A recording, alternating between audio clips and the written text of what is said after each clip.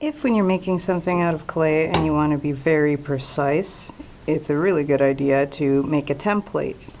So I'm going to be making a cardboard rocket ship. So in order to make sure all of my pieces are the correct size, I'm going to make a template to make sure I have 4 equal sides and then 4 equal triangles to go on the top.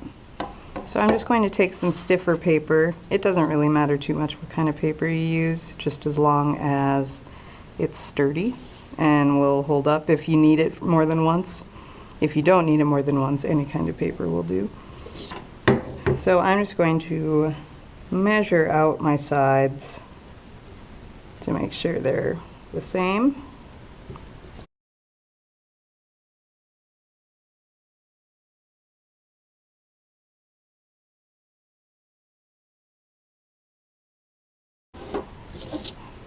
And then I'll just cut this out.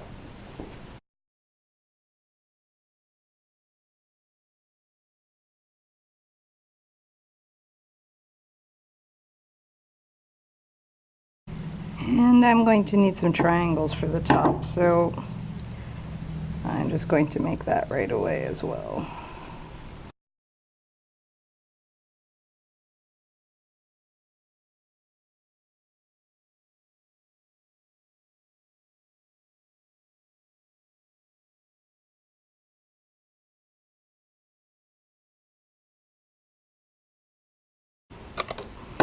Alright, so I have my templates created and we should be ready to go.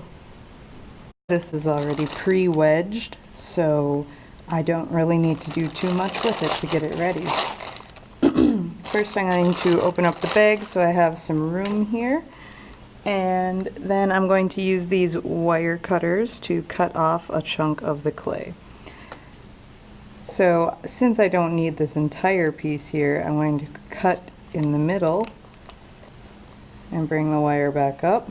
You can clean the wire off like that, and then just line up my wire for the desired thickness and pull in a smooth motion, trying to stay at the same level all the way across.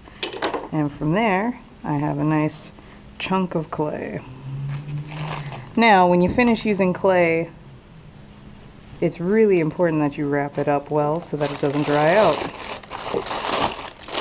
It's quite a nuisance to have to rework your clay. So I'm going to tuck the plastic in, get the air out, and wrap it around. Then set it down on top of the fold. That's going to keep it down.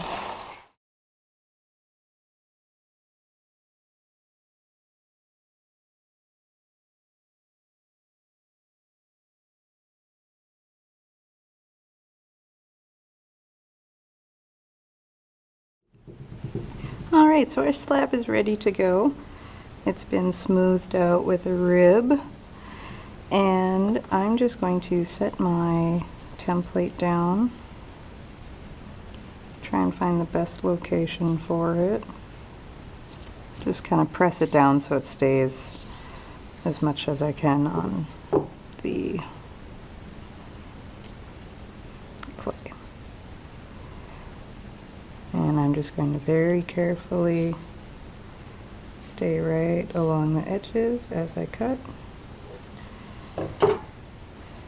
Trying not to pull much clay with me. I don't want to distort it. And I will say, every time you pick up your slab and move it, it does warp. So it's a good idea to kind of leave it alone as much as you can so that it doesn't warp out of shape. Especially, for example, this one is only 1 ruler width thick, so it's going to warp a lot more easily than a thicker slab would.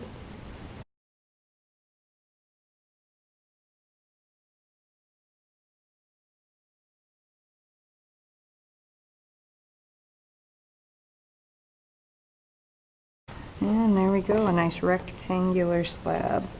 So just like I mentioned earlier, you want to be extra careful when you move it so that it stays as flat and in its correct shape as you possibly can keep it.